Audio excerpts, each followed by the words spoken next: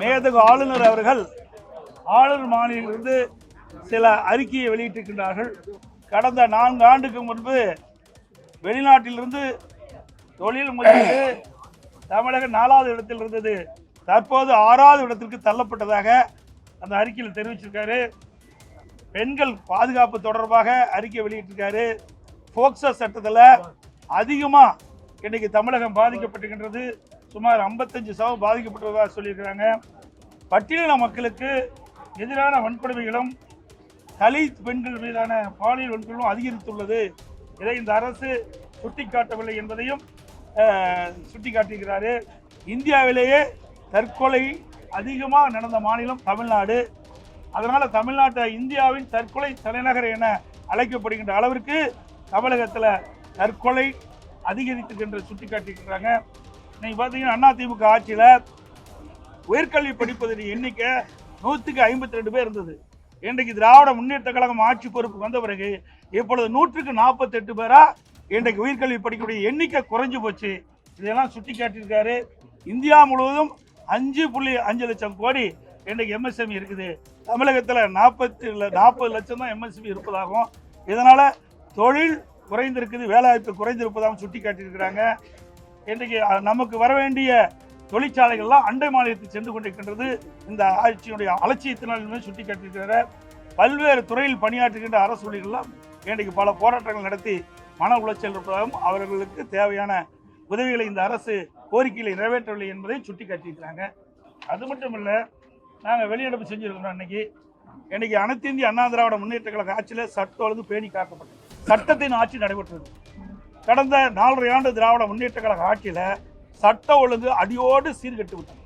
எல்லா தொலைக்காட்சியிலையும் பத்திரிகையிலையும் பார்த்தீங்கன்னா இந்த கொலை நிலவரத்தை பற்றி தான் இன்றைக்கு தெரிவிக்கப்பட்டிருக்கிறது. அந்த அளவுக்கு ஒரு மோசமான சூழ்நிலை தமிழகத்தில் ஏற்பட்டிருக்கிறது. இன்றைக்கு தமிழ்நாடு போதைப் பொருள் நிறைந்த மாநிலமாக உருவாகிவிட்டது. இந்த போதைப் பொருளை தடுக்க வேண்டும் என்று பலமுறை இந்த அரசை வலியுறுத்தியும் இந்த அரசு செவிசாய்க்காமல் இதற்கு உரிய நடவடிக்கை எடுக்காத காரணத்தினால இன்றைய தினம் தமிழகத்தில் மாணவர்கள், இளைஞர்கள், பொதுமக்கள் போதைக்கு அடிமையாகி கடும் குற்றச்செயலில் ஈடுபட்ட சூழ்நிலை ஏற்பட்டிருக்குது.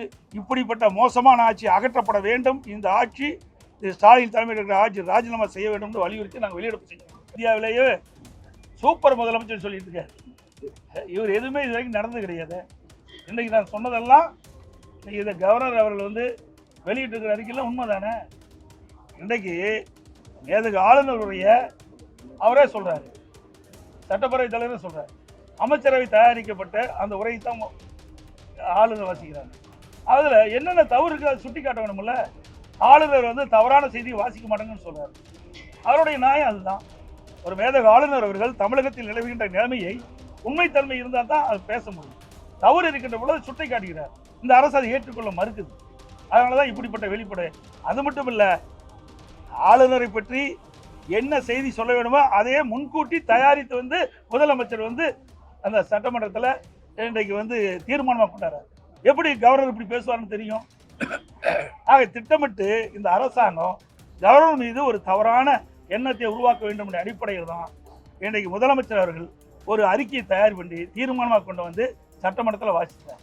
இன்னொன்று, மேதகு ஆளுநர் உரையில் வேறு எந்த கருத்து சொல்ல முடியாது. அதுக்கு யாருக்கும் அது இது கிடையாது. பாரம்பரியமாக நீங்கள் பார்க்கின்ற பொழுது மரபு அப்படித்தான். மேதகு ஆளுநர் உரையில் ஆளுநர் உரை மட்டும்தான் இடம்பெற வேணும். ஆனால் முதலமைச்சர் தன்னுடைய கருத்துக்களை இதில் பதிவு செய்கிறார். இது எந்த விதத்தில் நியாயம்? மரபை மீறி செய்யறார். தமிழகத்தில் நடைபெற்ற உண்மை செய்தியே மேதகு ஆளுநர் உரை இடம்பெறுங்க.